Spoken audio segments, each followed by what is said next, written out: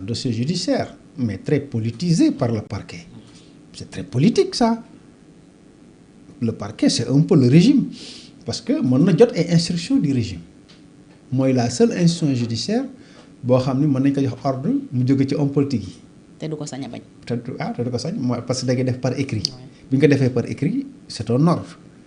et donc loolu laa la wax man la homme politique yi acteur lañu justice. wax naa la ko keroog. dañ leen di fàtte ay magistrat lañ. waaw ñoom ay acteurs lañ. acteurs justice lañ parce que dañuy joxe ordre magistrat yi ñuy def. à partir de ce moment là Farba suñ ko géré woon d'une façon seulement judiciaire kon génn na. parce que justice confirmé na décidé na confirmé na oui, am à travers la chambre d'accusation. mais kuy bañ parquet mais parquet mën na jot ordre d'en haut. Oui. ne leen bañ leen.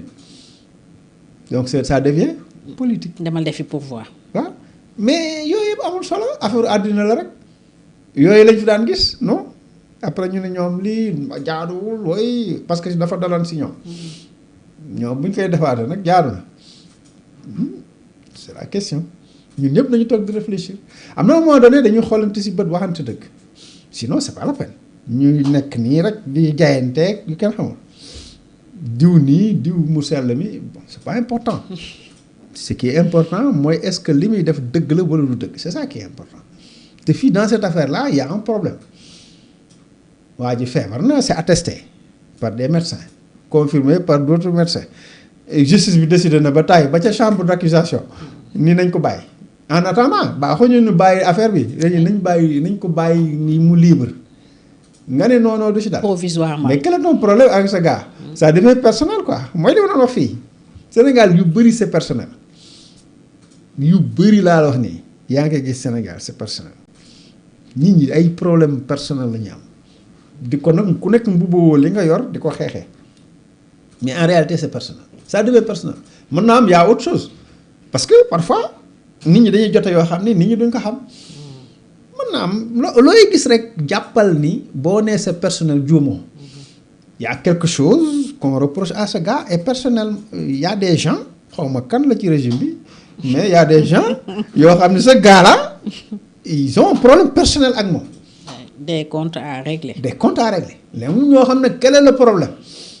ñun dañuy analyser naan oui peut-être c'est politique oui peut-être dafa jóge Macky Sall oui peut-être dafa amoon xaalis oui peut-être mais mën na nekk quelque chose de très personnel. parce que fii ñun Sénégalais gis nga fii mënuñu nëbbante fii on agit comme ça nit da lay jàppal dara comprendre nga. xam nga nit naa non jàppalu ma dara non nit da lay jàppal dara bi mooy feeñ. y a un règlement qui est là. d'ailleurs nëbbuñu ko parce que demoon nañ ba añaam wax fa lañ fay wax bañ fa jógee benn procédure amul woon bu ñu xam ñu dem perquisitionner Vergem d'une façon violente te booba ubbiwuñu benn procédure si moom booba mu ngi dox fii lekk ceebu jënam ñu dem perquisitionner ma ne mais gars yi perquisition bi ci ban cadre ban dossier la. fu ñu ko teg.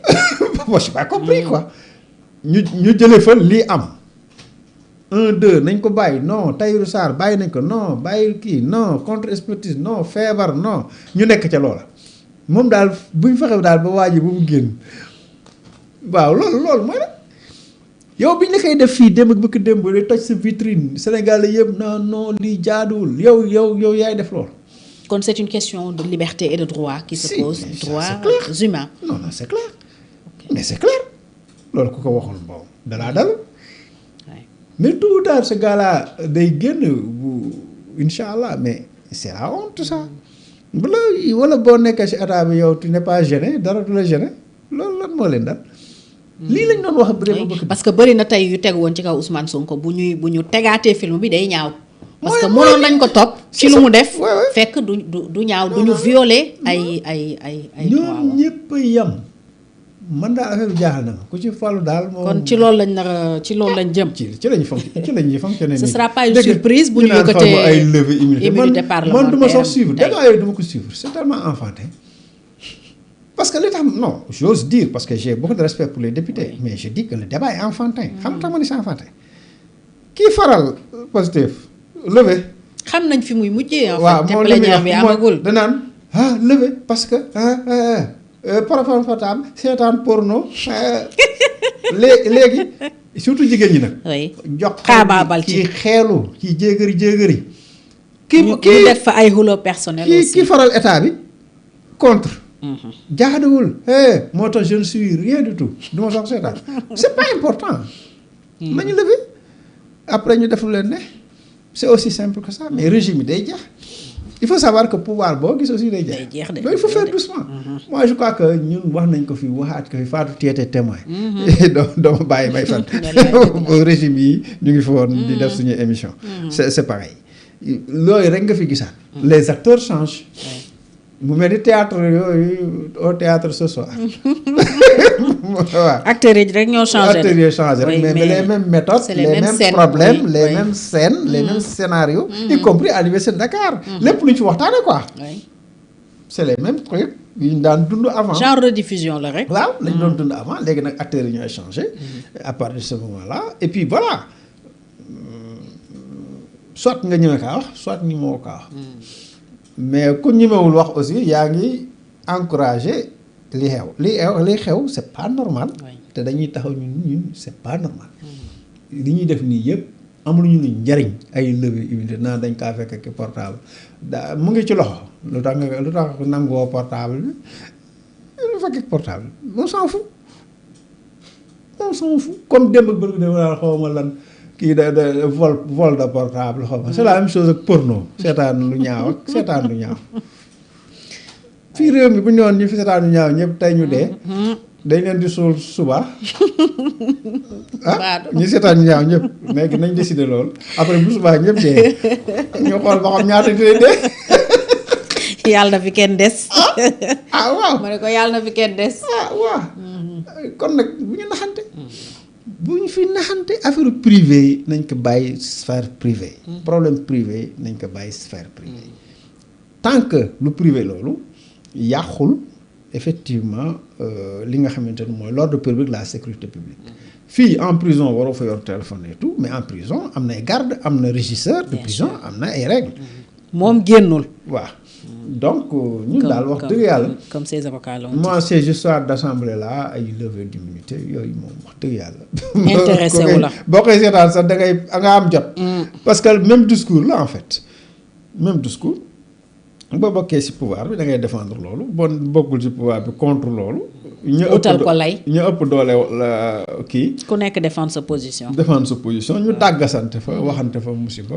c'est tout alors qu'il y a des questions plus importantes que loolu bien sûr réew mi dafa jaxasoo il faut nga am jot vraiment pour di suivre loolu ci yu bari waaw Assane hormis peut-être les arrestations qui se poursuivent ci affaire borom ñaari tur yi ak transmission volontaire de VIH ñu ci encourager les autorités parce que c'est une question de santé publique comme ni ñu ko fi waxee keroog il y a 3 nouvelles arrestations dont un citoyen français donc justice mu ngi continuer liggéeyam foofu mais Assane parallèlement ak loolu réew mi quand même dafa bëri yu dal ci kawam fan yëpp ñu weesu tey xëy nañu dégg benn incendie lakk au niveau du ministère des finances ci cabinet wu ministre Cheikh Diba def nañu benn communiqué ñoom waa ministère bi di wax ne actuellement la situation est sous contrôle sans plus de précision Assane loolu li ko jiitu mooy dañu attaqué DAF wax nañ ko fi keroog la direction de l'automatisation des fichiers suñu ay données personnelles ñun ñëpp ba léegi kenn xamul ci lan la nekk parce que dégguñu fenn ne la situation est maîtrisée wala réglée waxuñu dara te c'est un danger une situation grave boo xam ni ñun ñëpp mi ngi nekk ci suñu kaw bopp avant loolu DGID toutes les informations fiscales fi ñu nekk attaqué woon nañ ko foofu tamit amul dara lu ñu wax ne la situation est réglée wala sous contrôle en tout cas maîtrisée par les autorités sénégalaises Assane tey nag jot na peut-être ñu laaj lan moo xew ci réew mi est-ce que am nañu sécurité ci surtout bànqaas yu mel noonu fu mel ni DGID DAF ministère des finances tey xëy lakk quand même war na mun a am benn prévention boo xam ne dañ koy assurer ndax bu jógee fii suba fan la yëf yi mun a demaat ak lan moo xew bon c'est des questions. Merci Fatou je crois que am na ci loo xam ni peut-être ay incident la accident ay problème yoo xam du ñàkk ci àddina il faut gérer ça mais am na ci loolu moo tax d'ailleurs dañu war a anticiper les données là mun ñu ko garder fenn kese mën ñu kaa garder fenn kese et wala ñu koy garder benn façon kese ndax digitalisation bi xam nga ñëpp moom la ñu wax même le président